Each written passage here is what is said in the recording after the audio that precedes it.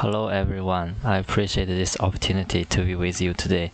I am Runfa from Ajou University, Nano Energy Catalyst Research Lab. Today I'm going to give a research talk about rapid flame activation of Spinel Ferrites for enhanced solar water splitting. Hydrogen is a promising energy with many advantages. Hydrogen element is abundant in the universe. As a clean and renewable energy, it has a very high energy density, and with zero pollution emission. The only byproduct is water. Also, it is transportable and storable. That makes it an ideal future energy carrier. How can we get hydrogen gas? There are several ways. PEC water splitting is a cheap and a promising way among these methods. It's a clean and renewable hydrogen production technique from water by using sunlight. Right side shows the construction of the PEC cell. It composed of one photocathode, one photoanode, and electrolyte.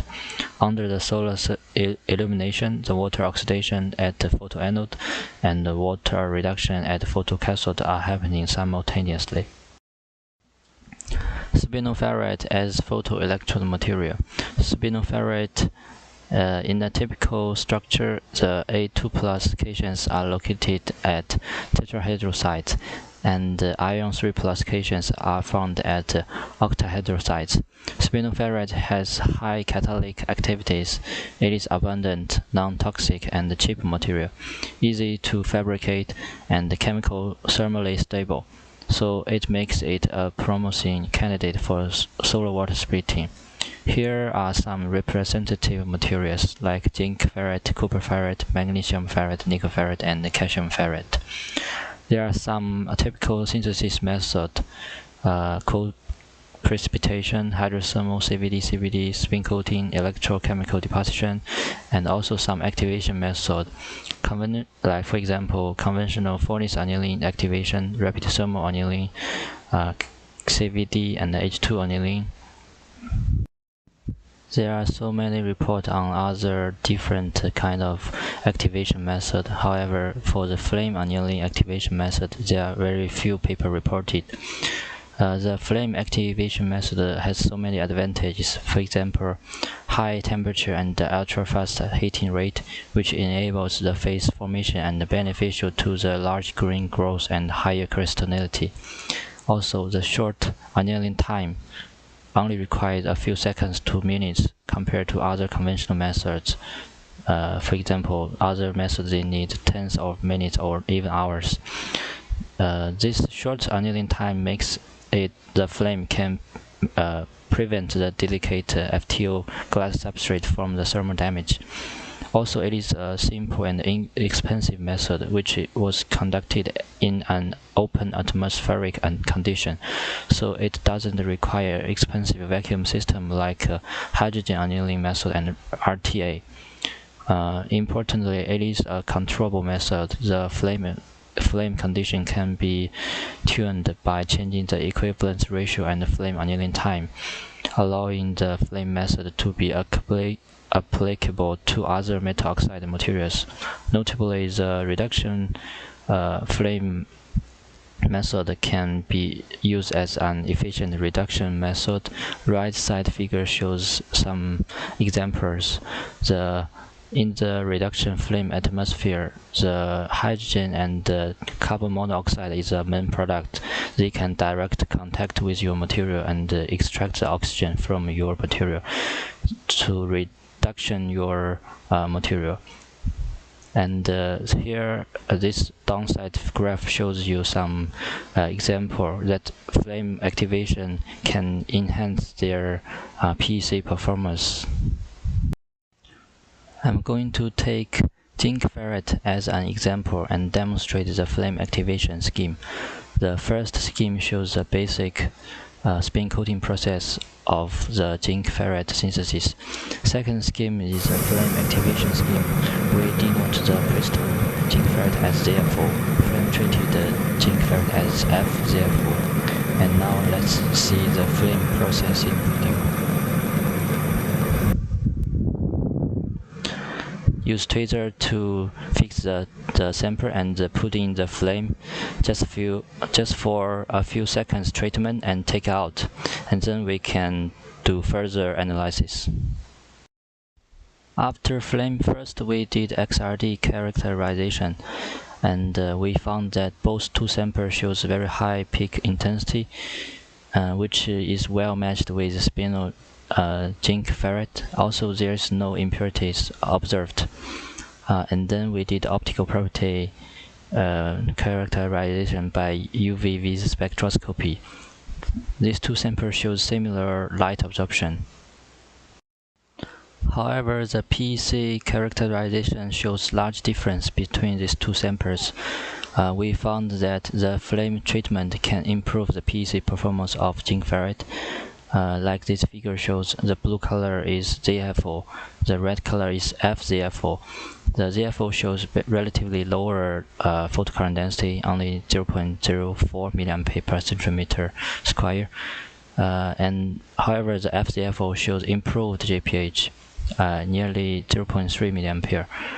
It's about 8 to 9 times enhancement, especially at higher voltage 1.6. It shows nearly 1 mA. And IPCE also shows enhancement at 350 nanometer. The FZFO shows nearly 7 times higher efficiency than ZFO. The integrated photocurrent density value similar with the measured photocurrent density. Also, we did the EIS analysis. We found that transport and transfer property both enhanced, especially the transport property.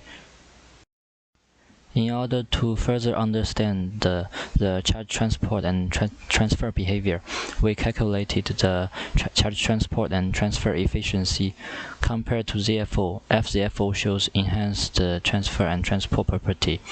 Especially for the transport efficiency, FZFO shows 2 times higher than ZFO.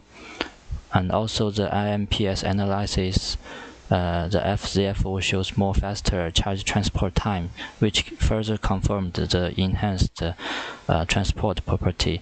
These results are well matched with other characterizations. And then we did mechanism analysis. We find flame has big impact on the grain size. We use scanning electron microscopy to study the morphology change. We observed the ZFO shows relatively small grain size and more porous structure from the cross view. The FZFO shows larger grain size and more compacted structure.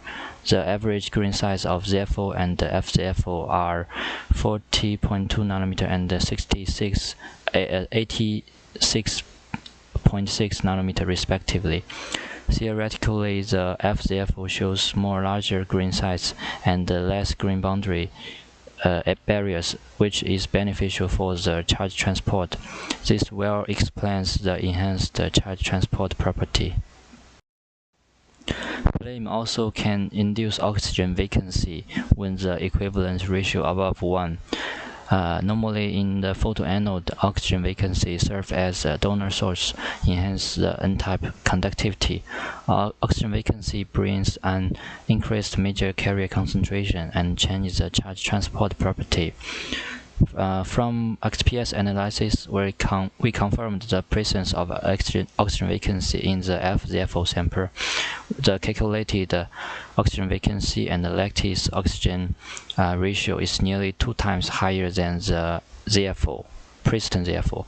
Because of this oxygen vacancy, the electrochemical active surface area also shows big difference. The relative ratio of the FZFO increased 4.2 times higher than the Princeton ZFO. Also, the monstrosity measurement was performed to investigate the charge carrier concentration. It shows a large increase after flame. And our flame is a controllable method.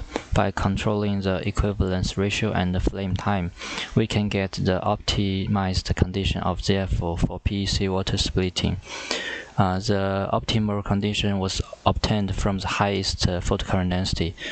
We found the reduction flame, especially is the most effective activation method because reduction flame has two roles. First, increase the green size. Second is induce oxygen vacancy in the sample.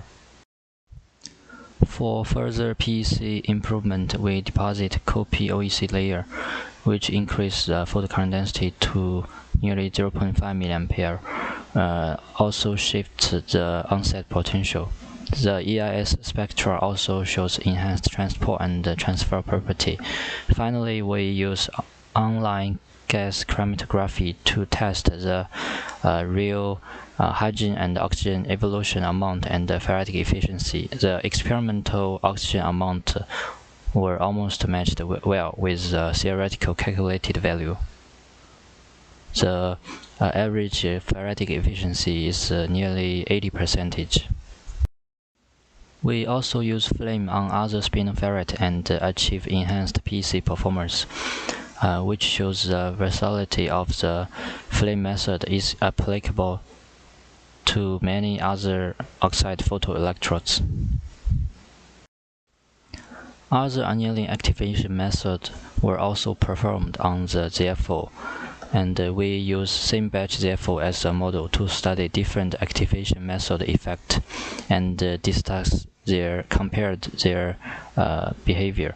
The RTA annealing was performed at 650 degrees for 30 minutes in the nitrogen atmosphere. However, it doesn't show big enhancement. Furnace annealing activation, we use 800 degrees for 20 minutes for activation. The optimized furnace activated therefore shows 0.05 mA at 1.23 RHE volt and 0.3 mA at 1.6 RHE volt. When the temperature above 800, the FTO substrate is damaged and loses the conductivity. So this limited the feasibility of the furnace activation. Hydrogen annealing is most commonly used method for activating the zinc ferrite. We use same condition in the literature, 200 degrees for 2 hours and 40 SCCM flow rate. The sample shows a 0.14 mA per centimeter square at 1.323 volt and 0.6 mA at 1.6 volt. However, the flame activation method sample shows 0.3 mA and 1 mA and at 1.23 and 1.6 RG volt respectively, which is around 2 times higher than the hydrogen annealing treated sample. This means the flame activation method is much efficient and method compared to other method. This is due to two effects of the flame. Firstly, the high temperature effect increases the grain size, increase the transport property. Secondly, the reduction flame atmosphere induced oxygen vacancy in the ZFO. Because in the reduction atmosphere, the hydrogen and carbon monoxide directly contact with the zinc ferrite surface and produce the oxygen vacancy in the ZFO surface. For the future work, we are trying to deposit other layer, OEC layer, to enhance the PEC performance further. Also, we need to test the photoluminescence to further confirm the presence of oxygen vacancy. Also, from the time resolved photoluminescence, we can gain more information about the carrier lifetime, which can support our charge transport property. Thank you for your kind attention.